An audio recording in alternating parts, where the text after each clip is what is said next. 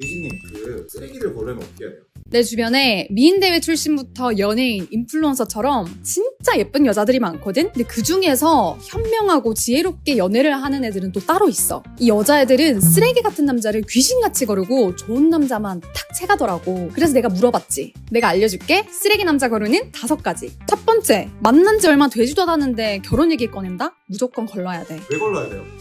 만난 지 얼마 안 됐는데 우리 운명 같다, 결혼하자 이런 말들을 하는 남자들은 다 여자들을 꼬시려고 하는 멘트야. 특히 30대 여성분들 절대 이 말에 휘둘리지 마세요. 나 같은 경우에도 작년에 결혼하자는 말을 하는 남자들이 꽤나 있었거든? 그런데 다 얼마 안 가서 헤어졌어.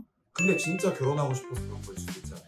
그런 경우도 있지. 그런데 그런 경우에는 말만 결혼하자 이러지 않고 구체적으로 자기 친한 친구들을 소개시켜준다든지 자기 부모님을 소개시켜주면서 정말 나랑 결혼하고 싶은 사람이다 라고 정식적으로 소개를 해주지. 두 번째는 나 원래 이래 이 말을 달고 사는 남자야. 근데 왜 걸러야 돼요? 예를 들어서 그 남자랑 연락을 하는데 연락이 잘 안 돼서 내가 뭐라고 했다. 그러면은 나 원래 이래라고 나오는 순간 바로 걸러. 그런 사람들은 애초에 고칠 생각이 없는 거야. 고집만 세지. 관계에 대한 책임감이 없다는 거지. 막말로 여자친구랑 싸우다가 여자친구 때려놓고 나 원래 이래 이러는 거랑 뭐가 달라? 진짜 괜찮은 남자들은 본인이 잘못했을 경우 그 행동을 고치려고 하지 나 원래 이래 이런 식의 고집은 절대 안 펴. 나 원래 이래라고 하는 남자들은 본인 행동에 문제가 있어도 절대 바꾸지 않겠다고 선언을 하는 거랑 마찬가지야. 대표적으로 나 원래 표현 잘 못해. 나는 원래 연애보다 일이 우선이야. 나는 원래 혼자만의 시간이 필요해. 이딴 얘기하는 남자 바로 걸러야 돼. 걸러야 되는 남자 3번째. 전 여친 욕을 자주 하는 남자. 사람은 뭐다? 끼리끼리다. 사람을 만나다가 한 명쯤은 쓰레기 만날 수 있지. 그런데 한 명이 아니라 본인이 만났던 여자친구를 싹 다 욕하는 남자? 그런 남자는 너랑 헤어지고 너도 욕해. 본인이 이상하니까 그런 이상한 사람들만 만나는 거지. 그리고 그런 남자들은 본인이 사람 보는 눈이 없어서 너가 아무리 좋은 사람이라도 너가 좋은 사람인지 몰라. 너가 잘해주면 너 재미없다고 헤어질 사람이야. 왜냐면 그런 남자들은 나쁜 여자 도파민에 중독된 사람들이거든. 그러면 그런 사람들은 갱생이 안 되나요? 그런 사람들은 사실 남녀 불문하고 너가 아무리 잘해주려고 해도 고마운지도 모르고 얼마나 이게 복받은 건지 잘 몰라. 그냥 그런 사람들은 그렇게 살게 냅두고 헤어져야 돼. 남자들 중에 이런 남자 있지. 나중에 우리 뭐뭐 하자. 나중에 우리 여행 가자. 나중에 우리 쇼핑하자. 아 그리고 내가 바쁜 거만 끝나면 아 조금만 기다려줘. 이런 남자들 무조건 걸러야 돼. 이런 말들 여자들 진짜 많이 들어봤을 텐데 다 희망 고문이야. 왜냐면 그렇게 미루는 사람들은 상황이 바뀌고 조건이 바뀌어도 그때 가서 또 미룰 거야. 특히 30대 여성분들은 결혼 미루는 남자 진짜 조심해야 돼. 승진만 하면 연봉 좀 올라가면 나중에 이사 먼저 가고 이런 식으로 변명만 늘여놓는 남자는 나중에 가서도 안 된다고 나중에라고 할 사람들이야. 특히 30대 여성분들은 1년 1년이 금쪽 같은데 이렇게 희망 고문하는 남자들은 빨리 버려야 돼. 그래서 이런 남자들은 언제까지? 라는 식의 구체적인 대답을 받아야 되는 게 중요해. 걸러야 되는 남자 마지막 5번째. 만난 지 얼마 안 돼서 넌 특별해, 넌 좀 다르다 이런 식의 영화 같은 멘트를 하는 남자 무조건 의심하고 걸러야 돼. 아니, 나는 이런 얘기까지 들어봤는데 날 만나고 나서 세상이 전부 뒤바뀌었대 이런 말까지 하는 남자도 있었다니까. 근데 결국에 나중에 똑같던데? 근데 내가 이런 말을 왜 하는지 분석해보니까 결국에 이 여자를 조종하기 위함이야. 특히 나르시시스트들 같은 경우. 실제로 나르시시스트들은 이런 말들을 해. 나르들이 이런 말 하는 이유는 진짜 이거 자의식 과잉인데 내 판타지 안에 들어왔으니 넌 특별한 거야 라고 말을 하는 거야. 특히 자기가 사랑에 빠지면 영화 속 주인공이 된 듯한 느낌이 들면서 넌 특별해, 넌 소중해 이런 말을 하는 거야. 이런 남자들은 너를 사랑하는 게 아니라 너를 사랑하는 본인의 모습에 취하는 거야. 그리고 꼭 이런 남자들이 너 특별한 줄 알았는데 실망이다? 이런 말 한다? 그러면은 나르들이랑 그냥 말 잘하는 사람이랑 어떻게 구별해요? 확실한 방법이 있는데 칭찬을 할 때 나라는 말을 주로 쓰는지 너라는 말을 주로 쓰는지를 보면 돼. 일반적인 사람들은 누군가를 칭찬할 때 너 예쁘다, 너 정말 착하다 이런 식으로 너를 중심으로 얘기하는 반면 나르들은 본인 위주로 얘기를 해. 예를 들면 내가 이런 말 할 줄 몰랐어, 나한텐 너밖에 없어 이런 식으로 나르들은 내가 가장 중요한 사람이라 나라는 말을 되게 많이 써. 오늘은 회피형 남자들에 대해서 파헤쳐 보겠습니다. 도대체 왜 회피형 남자들은 회피하는지, 그리고 회피형 남자들을 조련하는 법까지 알아볼게요. 이 회피형 인간들은 유기된 적 있는 고양이다 라고 보시면 돼요. 고양이들이 원래 혼자 있는 거 좋아하잖아요. 근데 이 회피형 남자들은 거기다가 마음의 상처까지 있는 고양이라고 보시면 돼요. 회피형은 그냥 되는 게 아니라 마음에 큰 상처가 있어서 되는 겁니다. 그래서 더 거리를 두는 겁니다. 어렸을 때 부모님한테 상처를 받았다던가 친구들한테 상처를 받았다던가 말이죠. 회피형이 꼭 마음이 차갑고 아무 감정도 없는 사람이냐? 회피형은 상처받을까봐 거리를 두는 거예요. 관계가 깊어질수록 불안함이 더 커져서 애초에 안 가까워지려는 방어 패턴을 만드는 거죠. 이걸 모르면 저 사람은 왜 나한테 마음이 없는 걸까? 이렇게 생각하기 쉬운데 마음이 없는 게 아니라 상처받기 무서운 거죠. 그러면 회피형 남자의 특징 5가지, 그리고 이런 회피형 남자들을 조련하는 5가지 방법도 알아볼게요. 회피형 남자 첫 번째 특징, 감정 표현을 잘 안 합니다. 왜냐면 말했듯이 회피형은 유기된 고양이 같은 심리를 가지고 있어요. 과거에 받은 상처 때문에 또 감정을 드러냈다가 상처를 받을까봐 방어적으로 행동하는 겁니다. 그래서 좋아해도 좋아한다 표현 안 하고, 보고 싶어도 연락 안 하고, 속마음은 막 들끓는데 겉으로는 무덤덤한 척, 감정 없는 척 굴어요. 이걸 모르는 여자 입장에서는 얘는 왜 나한테 감정이 없나? 관심이 없는 건가? 이렇게 오해하기 쉽죠. 하지만 사실은 그냥 감정을 회피하는 거예요. 혹시라도 버려지면 어떡하지? 하는 무의식적인 두려움이 있는 거죠. 그래서 관계가 깊어질수록 감정 표현을 안 하는 거예요. 근데 문제는 이런 거를 직접 말해주면 좋잖아요. 그런데 말 절대 안 하고 혼자 끙끙 앓는 게 문제예요. 뭐 속으로는 내가 이렇게 감정 표현하면 부담 주는 건 아닐까, 괜히 깊어지면 뭐 상처받을 텐데, 이런 생각을 지 혼자 하면서 스스로 거리를 두는 거죠. 그러니까 여자 입장에서는 갑자기 이별 통보를 받는 느낌이니까 도대체 왜 저래? 내가 뭐 잘못했나? 답답하고 열받는 상황이 돼버리는 겁니다. 회피형 남자의 특징, 바로 말을 안 하고 지 혼자 해결하려는 거예요. 회피형은 표현을 안 하고 혼자서 마음속으로 다 결정해버려요. 그래서 이기적이란 말을 듣는 거예요. 회피형들이 왜 이러는 건가요? 왜냐면 누군가와 감정을 주고받는 행위 자체가 회피형에게는 굉장히 불편한 거거든요. 그 과정에서 자기가 상처받을까봐 무서운 거예요. 그래서 힘든 일이 생기면 연락을 툭 끊어버린다던가 갑자기 멀어지는 경우도 많고 잠수를 타는 경우도 많죠. 여자 입장에서는 왜 나랑 상의도 안 하고 자기 마음대로 결정해? 이렇게 통보받는 느낌이 들어요. 이렇게 화가 날 수밖에 없죠. 회피형은 제가 몇 번 겪어본 입장으로서 일단 정말 이기적인 게, 계속 말했다시피 자기가 상처받을까봐 남과 상의하지 않고 혼자 거리를 두는 행위잖아요. 그게 상대방 입장에서는 진짜 피말리게 하잖아요. 왜냐면 회피형이 괜찮은 척 하다가 갑자기 통보하는 게 문제예요. 맞아. 그게 너무 많고, 근데 말투는 또 평소랑 다름이 없어. 그러면 상대방 입장에서는 얘가 마음이 떴나? 어떡하지? 그리고 물어보면은 또 괜찮대. 막 이런 경우가 되게 많고. 그리고 회피형이 너 이런 행동 조금 부담스럽거나 싫다라고 하면은 초반에 맞춰줄 수가 있는데, 회피형은 맞추려는 시도를 안 하는 거예요. 맞추려는 시도를 안 하고 마음이 자기도 생기다가도 얘랑 나랑 안 맞는 것 같네 하면서 지 혼자 마음을 접는 거지. 상대방은 마음을 더 키워가고 있는 건데, 회피형 남자들은 자기 얘기를 잘 안 해요. 사람이 누군가랑 친해지려면 자기 일상 얘기도 하고 본인 얘기를 좀 해야 되잖아요. 그런데 회피형 남자들은 자연스럽게 자기 얘기를 꺼내는 걸 잘 못하더라고요. 그냥 겉핥기식으로만 밥은 먹었는지 오늘은 뭐 했는지 이런 얘기만 하고 정작 본인에 대한 깊은 얘기는 잘 안 해요. 예를 들어서 알게 된 지 6개월이나 됐는데 오빠한테 누나가 있었어? 이런 말을 하게 되는 경우도 있다니까요. 여자 입장에서는 아니 우리 꽤 친하다고 생각했는데 이런 기본적인 얘기도 안 했어? 하면서 서운해할 수밖에 없죠. 회피형 남자는 왜 자기 얘기를 안 할까요? 자기 얘기를 한다는 게 사실 마음을 어느 정도 연다는 거잖아요. 그런데 회피형 남자들은 과거에 마음을 열었다가 상처를 받았던 경험이 있는 경우가 많아요. 예를 들어서 어릴 때 부모님한테 기대려다가 실망했다던가, 친구들 사이에서 솔직하게 뭔가를 말했는데 상처받았다던가, 예를 들면 애들이 잘 안 들어주거나 무시하거나 그런 경우죠. 그런 경험들이 쌓여서 내 얘기를 용기 내서 해도 상처를 받을 거야, 그냥 가벼운 얘기만 해야겠다,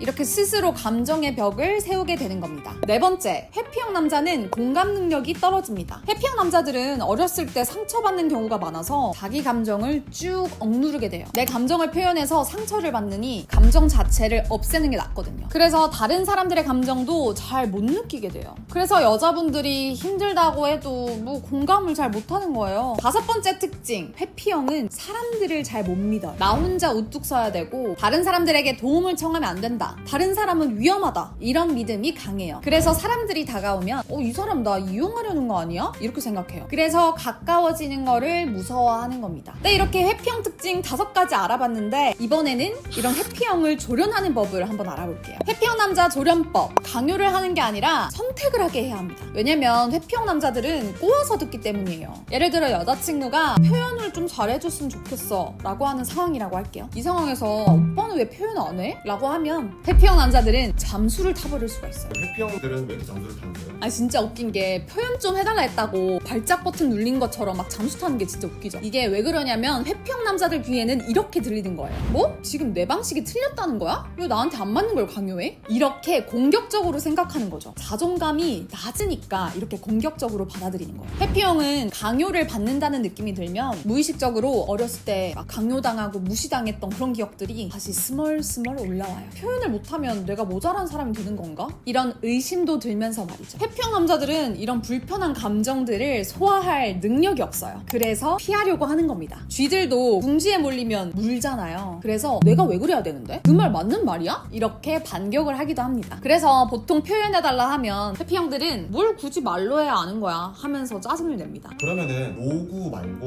뭘 해야 할까요? 회피형 남자들한테 피드백을 줄 때는 회피형 남자가 아니라 내가 포커스가 되게 말하는 게 좋아요. 서운할 때 보통 너 이래야 돼, 너 왜 그랬어? 이렇게 해 라고 하잖아요. 그게 아니라 나는 이렇다 하는 말투를 쓰면 좋습니다. 예를 들어 너 왜 연락 안 해? 너는 표현을 너무 못해. 이게 아니라 나는 네가 표현을 안 해줘서 서운해. 나는 연락을 기다리는 게 너무 힘들어. 이렇게 말이죠. 그래야 공격으로 받아들이지 않기 때문이에요. 본인도 미안한 감정은 있기 때문에 노력은 할 거예요. 다만 요구를 받는 느낌, 강요를 받는 느낌 이런 게 들면 공격처럼 느껴져서 그 미안한 감정이 사라질 뿐입니다. 회피형 남자 조련법, 비난이 아니라 관찰을 하세요. 회피형 남자들에게는 관찰한 느낌을 알려주는 게 좋습니다. 회피형 남자는 강요를 포함해서 공격까지 하면 완전 숨어버릴 거예요. 회피형 남자들은 자율성이란 걸 진짜 중요하게 생각해요. 근데 비난을 받으면 비난이 자율성을 위협한다라고 느껴요. 그래서 즉시 방어 모드가 되는 겁니다. 회피형은 왜 자율성이라는 거를 중요하게 여기는 건가요?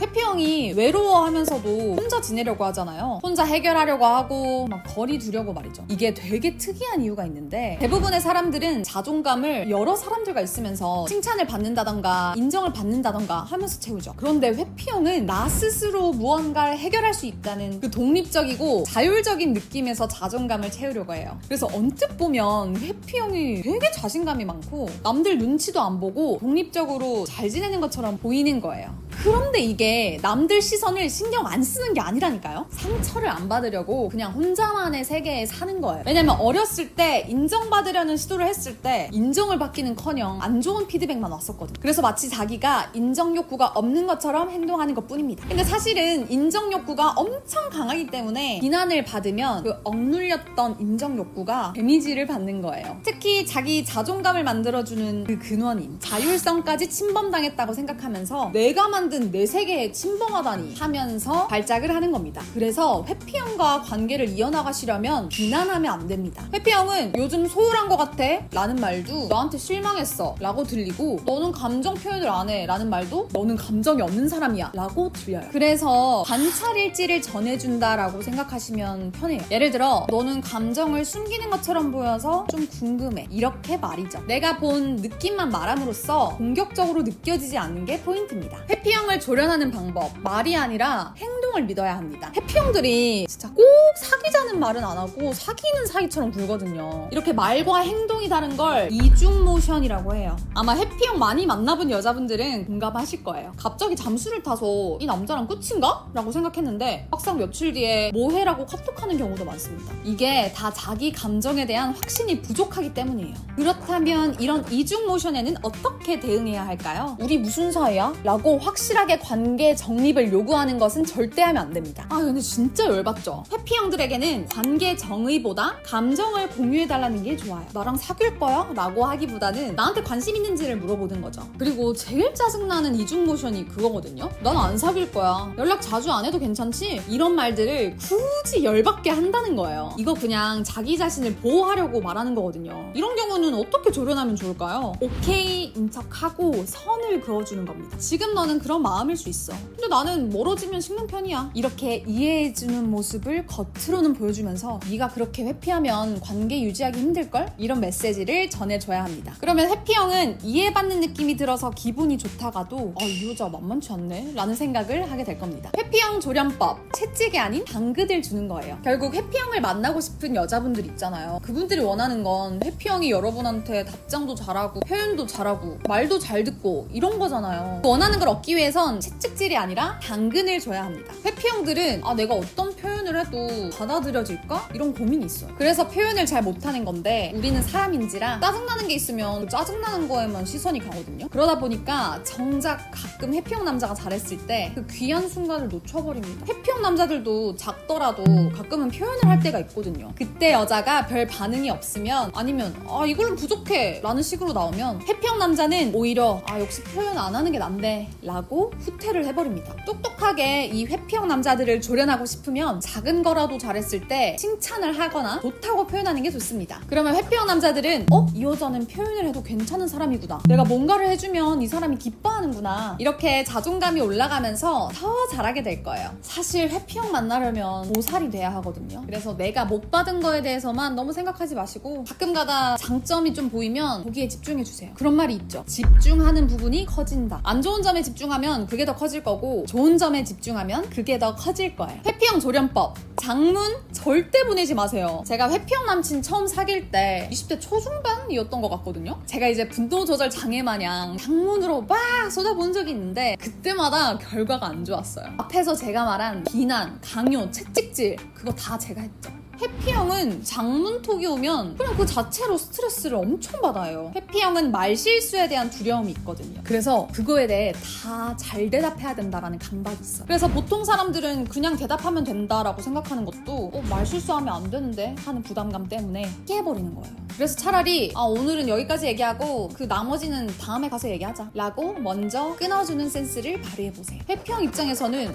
대화가 무거워지기 전에 끝났네, 마음이 편하다, 이런 안정감을 느끼게 될 거예요. 이런 식으로 계속 소통하다 보면 회피형 남자 입장에서는 이 사람하고 대화하는 건 힘들지가 않네? 라고 생각하면서 여러분을 대체불가한 여자라고 생각하게 될 겁니다. 주변에 여자분들 중에 인플루언서나 미인대 출신도 많고 그러잖아요. 그분들은 회피형 뭐라고 해요? 이게 또 진짜 특이한 게 회피형들이 멀리서 보면은 밀당을 잘하는 사람처럼 보여요. 그래서 오히려 진짜 예쁘고 괜찮은 애들이 회피형한테 엮이는 경우가 진짜 많아. 그래서 누가 봐도 멀쩡하고 누가 봐도 막 상위 여자인데 회피형한테 잘못 걸려가지고 연애 상담 맨날 하고 이런 친구들이 되게 많거든요. 동생들에게 영상 편지. 얘들아, 진짜 내가 회피형 만나본 사람으로서 회피형을 만난다?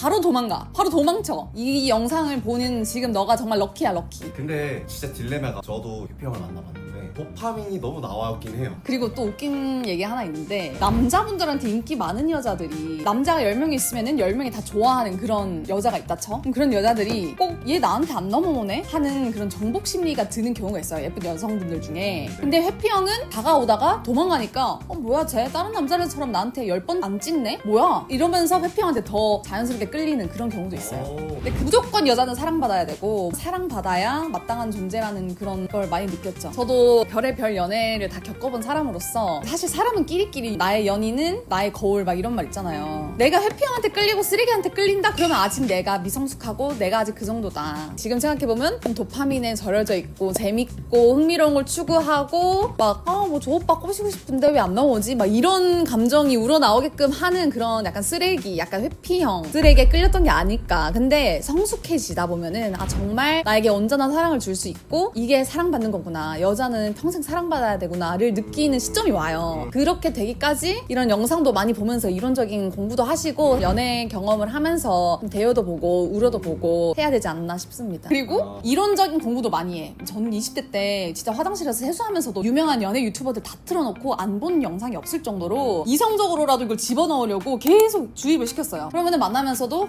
얘한테 마음 다 주면 안 되겠다 막 이런 시점도 오고, 그런 게 반복이 되다 보면은 진짜 진국을 알아보는 눈이 분들이 생깁니다. 저는 진짜 무조건 몇 년 안에 결혼할 건데, 몇 년 안에 결혼하고 애도 낳을 건데, 그러니까 요새는 내 남편이잖아. 내 남편은 내 아이의 아빠가 될 사람이야. 그러니까 더 신중하게 봐. 저는 제 모성애가 강해서 우리 아들, 우리 딸을 정말 지금 있지도 않은 내 아들, 딸을 생각하는데, 그럼 우리 아들, 딸에게 자랑스러운 엄마가 되기 위해서는 내가 어떻게 해야 되나? 그러면은 자랑스러운 아빠는 누가 돼야 하냐라는 기준점으로 이성을 봐요. 20대 때는 그렇게 안 보잖아. 예전에는 내가 자극적인 거에 끌렸다면 지금은 정말 온전한 나에 얼마나 집중할 수 있는가, 이 부분을 좀 더 많이 살펴보는 것 같아요. 바람기 있는 남자 특징 첫 번째, 합리화를 잘하는 남자입니다. 합리화를 잘하는 게 뭐예요? 이게 사기꾼 특징이랑 똑같은데, 사기꾼들은 사소한 잘못에도 본명을 그렇게 잘 붙여요. 예를 들어서 지인들이랑 다 같이 차를 타고 간 적이 있는데 불법 유턴을 갑자기 하는 거예요. 그래서 제 지인분들은 다 좋으신 분들이고 되게 당황을 많이 했죠. 근데 그분이 급하면 한 번쯤은 해도 돼, 이런 식으로 합리화를 잘 하시더라고요. 그렇게 자잘한 잘못들이지만 합리화를 하는 걸 좀 자주 봤었어요.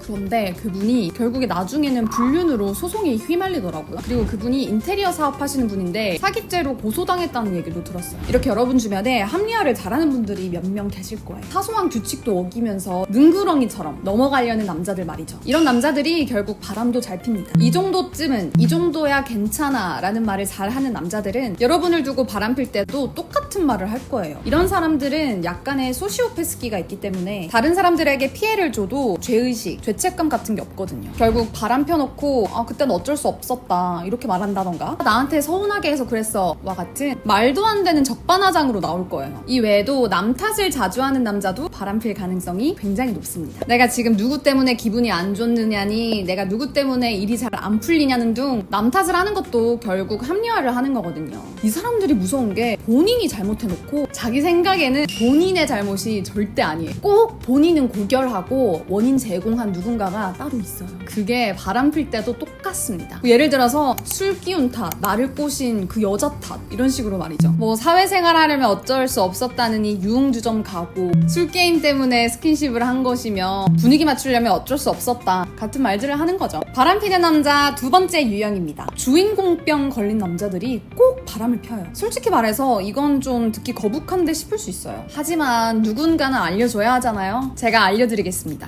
주인공병이 뭔가요? 이게 심리학 용어로 연극성 성격 장애라고도 하는데, 쉽게 말해서 내가 이 세상 주인공이라고 믿고 나 좀 봐줘 이런 식으로 관심을 갈구하는 그런 성격이에요. 이게 나르시시스트랑은 조금 다른 유형인데, 이 사람들의 특징은 자극적이고 과장된 표현을 한다는 거예요. 예를 들어서 사소한 거라도 오늘 인생 최악이었어, 반대로 행복할 때는 오늘 인생 최대로 행복해, 그런 방식으로 과장을 하는 거죠. 예를 들어 하루에 인스타 스토리를 10개 이상 올리는데 매번 우울한 거든 행복한 거든 자꾸 자기 감정을 과장하는 거예요. 그렇게 올렸는데 관심이 생각보다 적으면 시무룩해지기도 해요. 슬플 때는 비련의 주인공이 되고, 기쁠 때는 드라마에서 가장 행복한 주인공이 되는 거죠. 이게 자기에 빠져 사는 거 같은데 나르시시스트랑 비슷한 거 아닌가요? 조금 다른 게, 나르들은 우월감이 핵심이에요. 나는 짱이야, 내가 제일 대단해, 이런 식으로. 그런데 주인공병, 즉 연극성 성격 장애는 관심을 받는 게 핵심이에요. 내 얘기 좀 들어줘, 이런 느낌이죠. 그래서 이런 사람들을 보면은 목소리도 크고 말할 때 손동작이나 표정이 되게 과장된 느낌이에요. 그리고 대화 중에 결국 자기 얘기로 몰아가려는 게 있어요. 그리고 이게 연극성 성격 장애잖아요. 그래서 한두 번 만났는데도 굉장히 친한 척이에요. 예를 들어 한두 번 만났는데도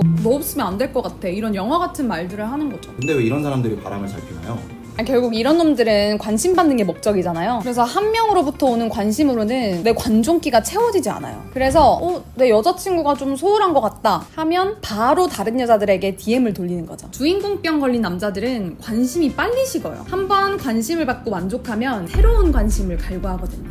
내 고민 좀 들어줘 해서 열심히 들어줬더니 다음날에는 또 새로운 불평을 하고 다른 사람한테도 하소연하고 말이죠. 여러분은 맞춰주다가 번아웃이 올 거예요. 근데 그 남자는 여러분 감정 쓰레기통 취급하고 이미 다른 관심을 찾고 있을 거예요. 이런 남자들은 어떻게 구분할 수 있어요? 이게 세 가지 기준이 있는데, 첫 번째로 피해자 코스프레를 하는지 보세요. 이런 놈들은 비련의 주인공병에 걸려서 세상은 나에게 왜 그럴까 이런 말들을 하면서 본인이 억까를 당하고 있다고 말해요. 그런데 결국 본인이 지가 잘못한 거거든요. 근데 맨날 남 탓하고 자기가 굉장히 피해자인 척해요. 두 번째로 SNS에 자꾸 힘들다는 얘기를 올리는 사람들이 있어요. 불평 불만을 계속 공개적으로 표출한다. 이런 사람들은 괜찮아? 힘내. 이런 관심을 기다리고 있는 거예요. 세 번째로 이런 사람들은 운명, 소울메이트 이런 단어들을 좋아해요. 주인공병 걸린 남자들은 안지 얼마 안 됐는데도 우리 운명 같다. 우리 진짜 소울메이트 아닐까? 이런 말들을 잘 해요. 왜냐면 상대방의 관심을 급격하게 빨리 얻어내고 싶거든요. 이 외에도 과장된 표현을 많이 쓴다던가 칭찬이나 인정을 너무 지나치게 갈구하진 않는지, 칭찬받으면 하루 종일 자랑하고 누가 뭐라 하면 하루 종일 그 사람 욕하고 이런 것들을 체크하시면 좋습니다. 바람피는 남자 특징, 내가 더 화법을 쓰는 남자입니다. 이건 예시 들으시면 바로 화나실 텐데 이런 말투 들어보신 적 있나요? 그거 아무것도 아니야. 내가 진짜 대박인 얘기 해줄게. 네가 겪은 것보다 내가 더 힘들었어. 자 들어봐. 내가 정확하게 팩트를 알려줄게. 이런 식으로 대화를 하다 보면은 내가라고 하면서 본인 이야기로 몰아가는 사람이 있어요. 항상 내가 더 중요해. 내가 맞아. 이런 식으로 말이죠. 이런 사람일수록 바람필 확률이 의외로 높아요. 왜냐면 이런 남자들은 공감 능력이 없어요. 내가 중요해. 내 일이 더 급해. 이런 세계관을 가지고 있어서 여자친구 감정은 안중에도 없는 경우가 많죠. 예를 들어 남자친구가 회사에서 혼나서 힘들었어. 그러면 이런 남자들은 이렇게 생각합니다. 내가 기분이 안 좋으니까 여자친구가 나한테 맞춰줘야지. 이런 말도 안 되는 생각을 가지고 있어요. 혹은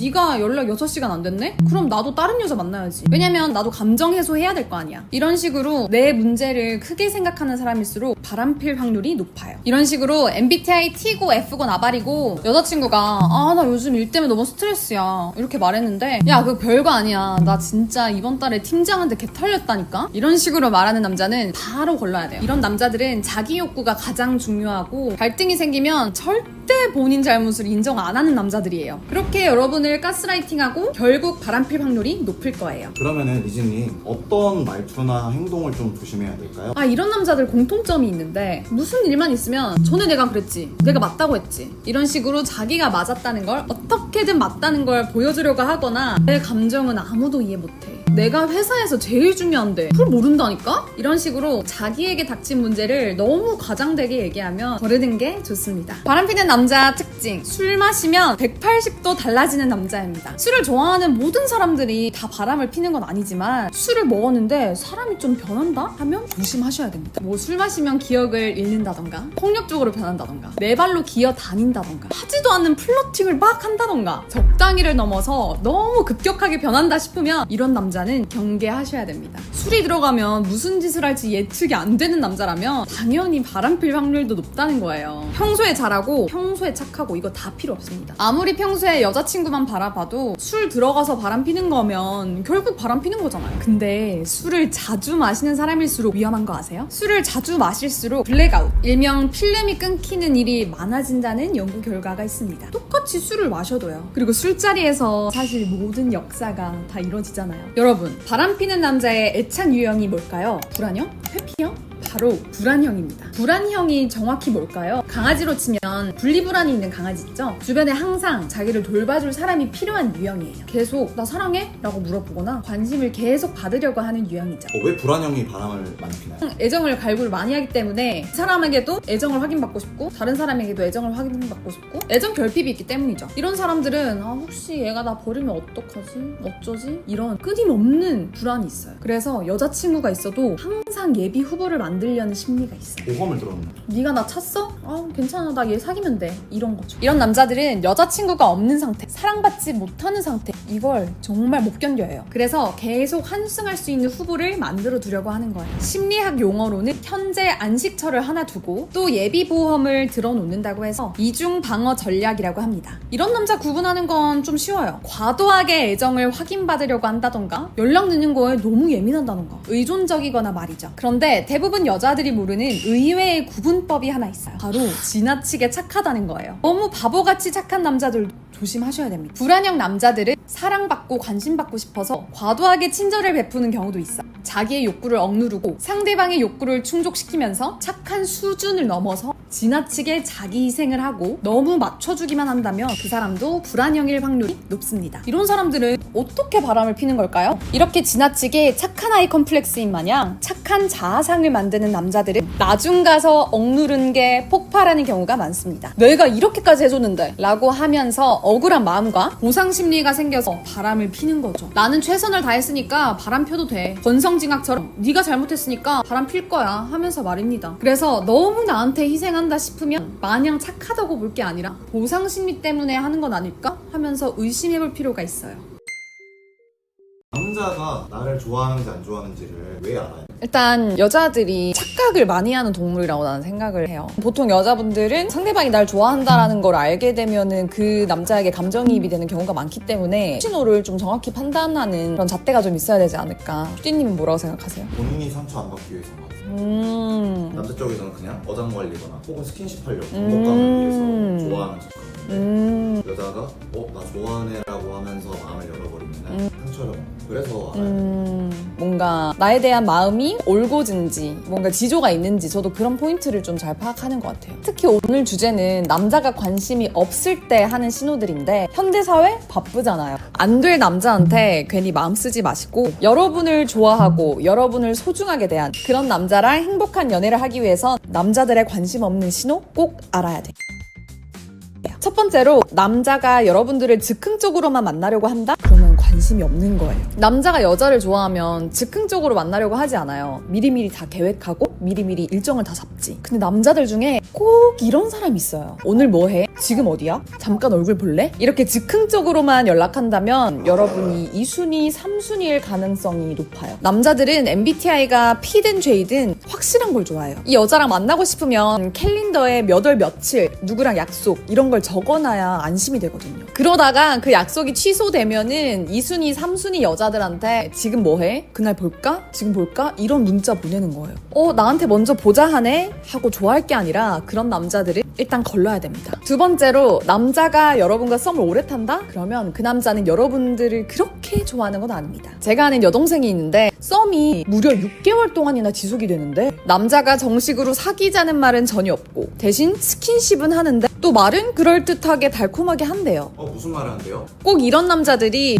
결혼은 너 같은 여자랑 해야 되는데 이런 말 하잖아요. 왜냐면 그 여자애가 요리도 잘하고 집안일도 다 잘하거든요. 그래서 저는 당장 차단하라고 했어요. 그 남자는 그 여동생을 좋아하는 게 아니거든요. 왜 아닌가요? 남자는 소유욕이 있거든요. PD님도 잘 아시지 않나요? 남자는 좋아하면은 바로 고백하죠. 내 여자로 만들고 싶어. 이렇게 남자는 명확한 걸 좋아하기 때문에 진짜 그 여자를 좋아하면 애매한 상태로 몇 개월 지속시키지 않아요. 몇 달 동안 연락만 하고 스킨십은 하고 나는 구속받는 걸 싫어해서 연애할 생각이 없어서 같은 개소리만 해댄다면 여러분을 안 좋아하는 거예요. 정신 좀 차리세요, 여자분들. 물론 이런 남자들은 여자들이 떠나가지 않게 만나서는 각종 달콤한 말들을 해댈 거예요. 예쁘다느니 귀엽다느니 너밖에 없다느니 말은 그렇게 해도 결국 사귀자고 말 안 하면 결국 안 좋아하는 거예요. 그리고 그런 관계들을 이미 여러 명의 여자들이랑 맺고 있을 거예요. 어장관리를 하는 거죠. 남자가 연애할 생각이 없다는 건 너를 연애할 만큼 좋아하지 않는 거예요. 남자가 관심 없을 때 보내는 신호. 여러분에게 밥이나 커피 대신 술만 먹자고 합니다. 여러분 혹시 이런 경우 없으세요? 여러분이 관심 있는 남자가 여러분하고 술 약속만 잡으려고 하는 거예요. 밥 먹자는 얘기인 쏙 빼고 말이죠. 특히 밤늦게만 만나자고 한다. 이 남자가 나를 좋아하는 건지 진지하게 고민해볼 필요가 있어요. PD님은 아실 것 같은데. 이게 남자들이 관심 없는 여자랑은 굳이 맨정신에 어색하게 얼굴 맞대고 밥 먹고 싶지 않은 것도 있고. 맞아요. 남자들은 입맛이 단순해요. 돈가스랑 제육볶음만 있어도 밥 잘 먹지 않았네.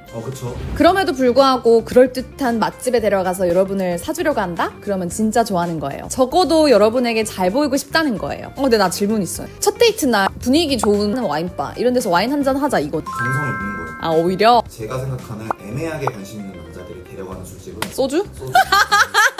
남자가 평범하게 돈을 버는데 술 가격이 카드 결제할 때 10만 원이 넘어간다? 술집에서? 그런 관심 있는 거예요. 기준 정해주는 남잔가요? 네. 나도 생각하고 있어. 나는 이 남자가 나를 진짜 좋아하나 마나 판단하는 척도 중에 하나가 집까지 데려다 주는가. 왜 그런 거예요? 그래도 저도 나름 연애 경력 10년 차잖아요. 이 남자가 나한테 관심이 있는 것 같고 이 남자가 나를 좋아하는 것 같아도 남자들이 항상 갈려요. 내 집 문 앞까지 또는 내 집 현관 앞까지 데려다 주는가 아닌가. 남자가 좀 데려다 주기 애매한 상황이라면 꼭 택시를 잡아준다던가. 그게 좀 차이가 있는 것 같아요. 잘 가 하고 나서 그 남자가 택시 잡아줄게 또는 집까지 데려다 줄게 하는 사람들이 좀 더 정성이 있다. 나한테 마음이 좀 더 있다라고 생각하는 편이죠.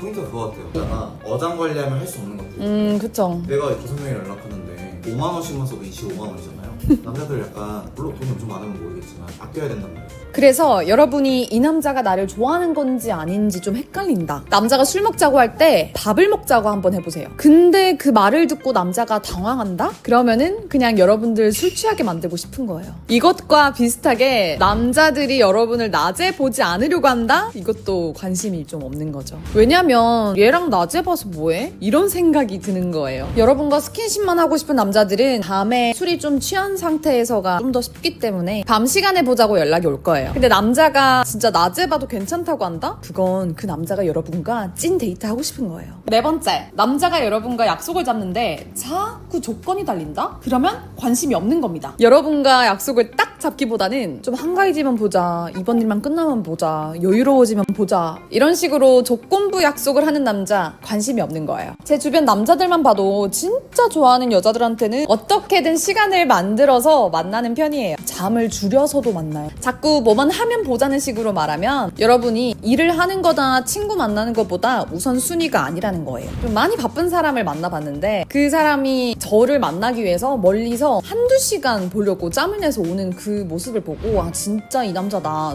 좋아하는구나를 느꼈어요. 남자들은 이 여자를 진짜 좋아하면 당장 달려오거든요. 근데 꼭 애매하게 관심 있는 애들이 그렇게 간만 보더라고요. 다섯 번째, 남자가 여러분에게 사소한 자랑이라도 안 하면 관심 없는 거예요. 그런 남자들 꼴 보기 싫은 허세 말고 귀여운 허세라고 하잖아요. 뭐 내가 이만큼 대단한데를 어필하는 그 귀여운 포인트들. 뭐 운동을 한다면은 자기도 운동 오래 해서 너 뭐 가르쳐 줄 수 있다. 지식을 자랑하려고 하는군요. 경험이나. 제가 지금 딱 꽂히는 거는 지식이나 경험을 공유하고 자랑을 하면서 저한테 어필하려고 했던 사례가 저는 좀 많은 것 같아요. 피디님도 원래 진짜 겸손하고 허세 있는 스타일 아닌데 자기가 관심 있는 여자 앞에서 이렇게 너스레 떨더라고요. 제가 뭐 했죠? 사실 피디님이 좀 똑똑하잖아요. 지식이 많고. 근데 꼭 관심 있는 여자 앞에서 말이 엄청 길어져. 뭐 내가 이걸 아는데 하면서 막 구구절절 설명해줘. 그거 자체가 사실 관심 없는 여자 앞에서 안 그럴 거잖아. 당연하죠.